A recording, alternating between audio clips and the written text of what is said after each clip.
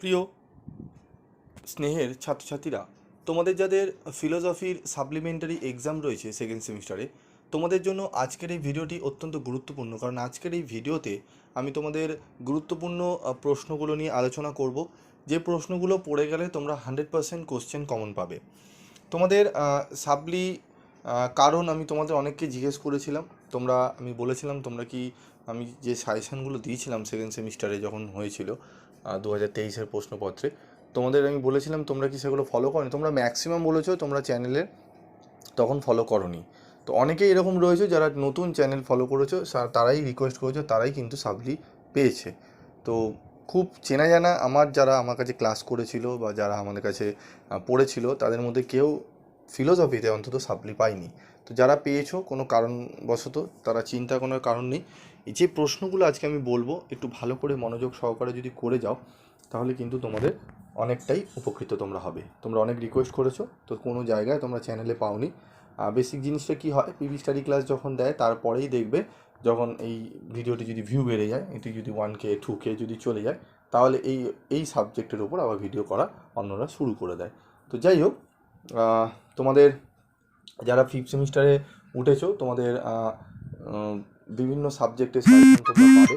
এবং তোমাদের বেসিক জিনিস একটা বলবো, তোমাদের যে সাবজেক্টগুলো তোমরা বলেছো, রিকোয়েস্ট করেছো, সব কটা সাবজেক্টই তোমরা স্টাডি মেটেরিয়াল পেয়ে যাবে।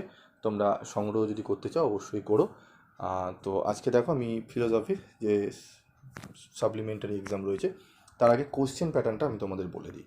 1 নম্বরের এমসিকিউ প্রশ্ন 10টি, 5 নম্বরের প্রশ্ন 5টি এবং 15 নম্বরের প্রশ্ন 2টি। এরকম কিন্তু তোমাদের প্রশ্ন প্যাটার্ন রয়েছে। তো 1 নম্বরের এমসিকিউগুলোও তোমাদের গুরুত্ব সহকারে করতে হবে।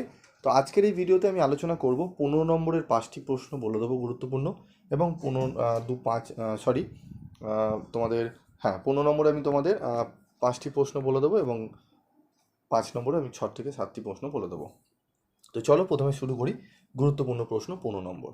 প্রথম প্রশ্ন খুবই গুরুত্বপূর্ণ। জ্ঞানের উৎপত্তি বিষয়ে কান্টের বিচারবাদ সমালোচনা সহ ব্যাখ্যা করো। 2 নম্বর প্রশ্ন, দেহ ও মনের সম্পর্ক বিষয়ে সমান্তরালবাদ ব্যাখ্যা ও বিচার করো। এই দুটি প্রশ্ন কিন্তু অত্যন্ত গুরুত্বপূর্ণ। এই দুটি প্রশ্ন অত্যন্ত ভালো করে তোমরা রেডি করে নেবে, ঠিক আছে? তারপর আরেকটি প্রশ্ন রয়েছে, লকের প্রতিরূপ বস্তুবাদ ব্যাখ্যা ও বিচার করো। প্রতিরূপী বস্তুবাদ কি ভাববাদের পথ প্রশস্ত করেছে, আলোচনা করো। এই 3টি প্রশ্ন কোনো মতেই বাদ দেবে না। 3টি প্রশ্ন ভালো করে করো।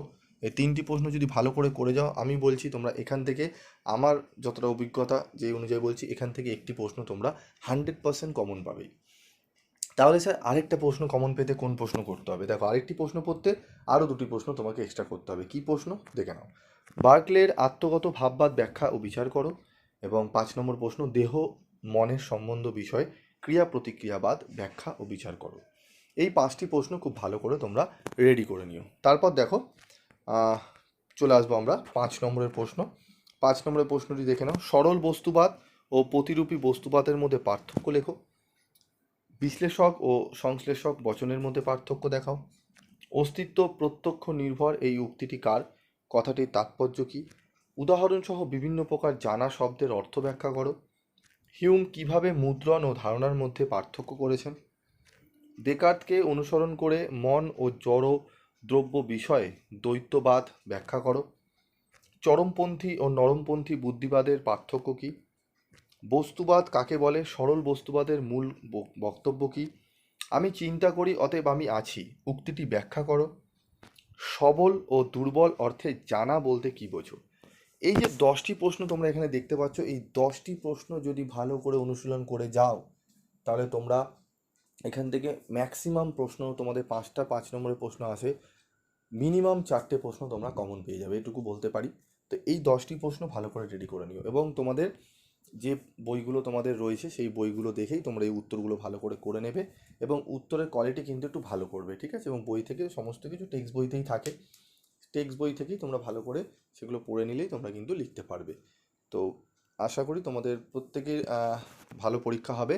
এবং ভিডিওটি পেয়ে তোমরা কেমন লাগলো অবশ্যই কমেন্ট বক্সে লিখে জানাবে, এবং অবশ্যই ভিডিওটি লাইক করে দেবে এবং বন্ধুদের মধ্যে শেয়ার করে দিও যাদের সাপ্লিমেন্টারি এক্সাম রয়েছে। আজকের মতো এটুকুই, দেখা হচ্ছে পরবর্তী ভিডিওতে। সকলে ভালো থাকবে, সুস্থ থাকবে।